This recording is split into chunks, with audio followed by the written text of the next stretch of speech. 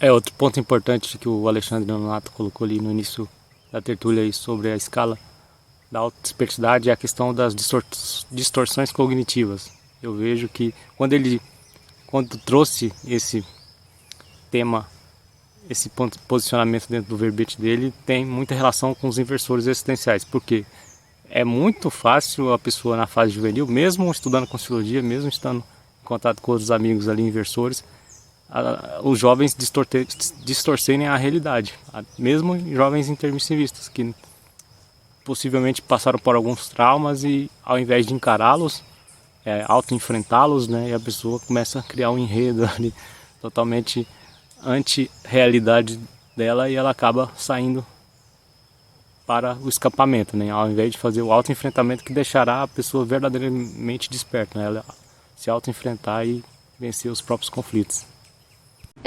Professor Alexandre, parabéns pelo verbete. Eu gostaria de perguntar, na sua fatologia, na página 2, o último item ali, a eliminação das autodistorções cognitivas do inversor existencial através da consciencioterapia da OIC. Aqui eu chamo a atenção, né, na questão da distorção cognitiva, que é, assim, um ponto muito sério em relação à condição de autodesassédio. Muitas vezes, quando algo é difícil da gente enfrentar do ponto de vista de alguma emoção que está nos causando, alguma reação que está nos causando, alguma coisa do dia a dia, a tendência nossa é fazer uma distorção daquilo para a realidade ser mais fácil de conviver. E essa distorção gera uma autoficção, ela criou um enredo que não é real para ela, e essa autoficção consolida uma autocorrupção. Essa autocorrupção já é praticamente um autoassédio que a pessoa tem. Eu chamei atenção aqui na condição do inversor, justamente porque é uma fase que a pessoa pode, por estar mais limpa em tese, já aproveitar para ver esses pontos antes de chegar numa fase adulta, numa fase mais crítica, que ela vai ter outros problemas que vão, de uma certa forma, amarrar ela, dificultar esse processo. E a consciencioterapia, porque é o instrumento, né, a IC mais técnica que nós temos para lidar com isso aqui na Cognópolis. Mas isso é um ponto, isso é muito real, essas distorções que a gente tem, né? Um exemplo, por exemplo, até falei também hoje aqui, você tem casos, por exemplo, que eu vi na minha família, você tem lá uma pessoa e ela tem um problema de saúde grave, ela tem ali um processo que envolve uma diabetes, que já está dando complicação e tudo mais. E quando você vai conversar com a pessoa, então você vê assim, olha, né, você está vendo algumas coisas aí, mas olha, tem a questão do cigarro, do álcool, tem que maneirar. A pessoa diz, não tem nada a ver uma coisa com a outra. Então a pessoa criou na cabeça dela uma distorção. Para ela conviver, porque assim, aí trazendo na prática isso que eu estava falando, né, a pessoa, para ela deixar de fumar e beber, aquilo é algo que compensa ela emocionalmente com alguma fissura que ela tem. Então ela não pode abrir mão daquilo. Então o que ela faz? Ela distorce a realidade. Não, isso não tem nada a ver uma coisa com a outra. Não vai me atrapalhar isso.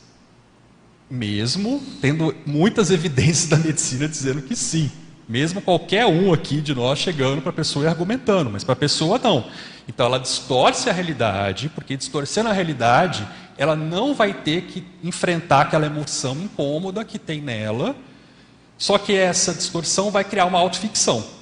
Então, naquele ponto, ela está fora da realidade. Ela criou um filme, um enredo na cabeça dela que não é verdadeiro. E essa autoficção vira uma autocorrupção. E aí vai abrindo brecha para autoassédio. E eu estou dando um exemplo grosseiro, que é mais didático para a gente enxergar, só que todos nós temos os nossos desafios e problemas e calos que a gente tem que ver, que a gente tem que enxergar. Eu acho que mesmo nós aqui, conscienciólogos, não estamos imunes a condições como essas, não exatamente como essas, que talvez sejam grosseiras, que eu citei esse exemplo, mas talvez mais sutis, talvez mais assim, menos perceptíveis. E eu acho que esse então é o nosso desafio, é a gente observar situações como essas que geralmente são desagradáveis do ponto de vista emocional. A gente tem dificuldade de olhar para aquilo porque vai causar uma reação emocional incômoda e ninguém quer se sentir mal, né?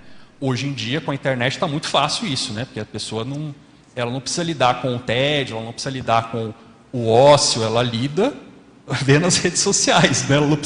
Ela ocupa a cabeça dela, ela desvia, né?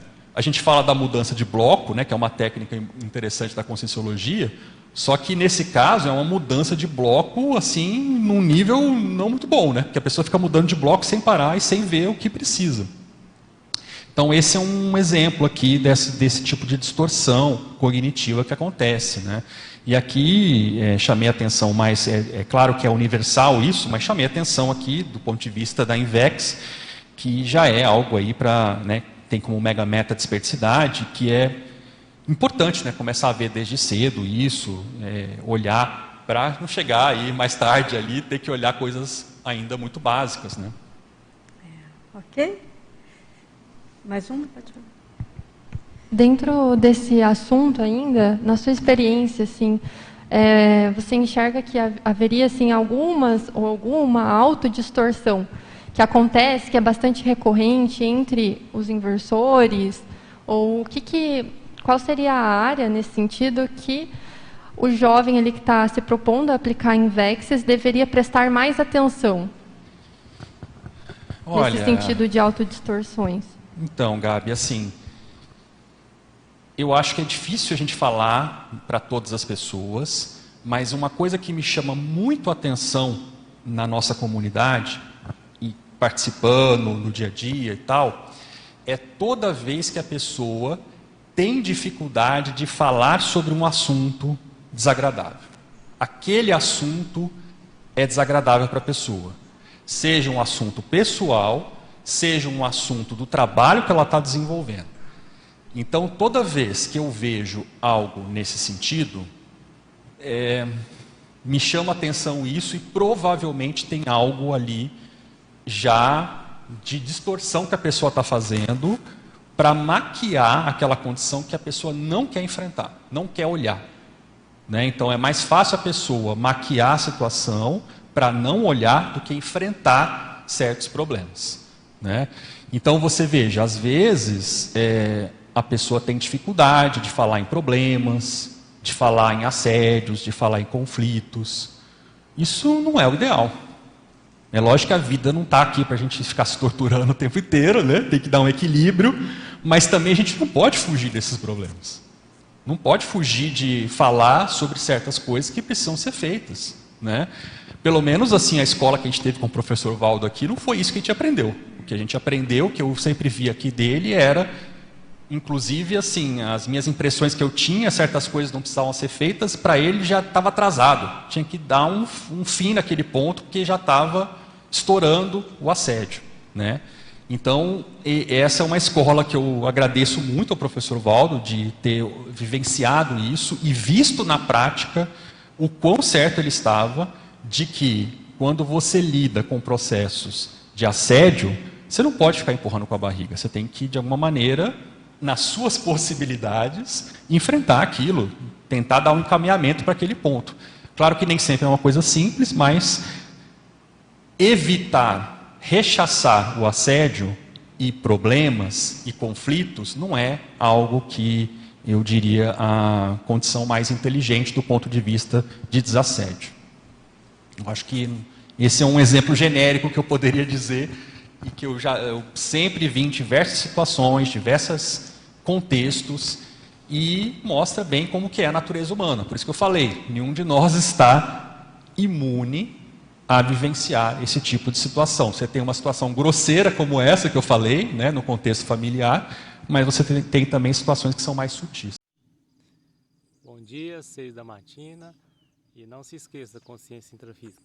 Seja uma pessoa cética, otimista e cosmoética.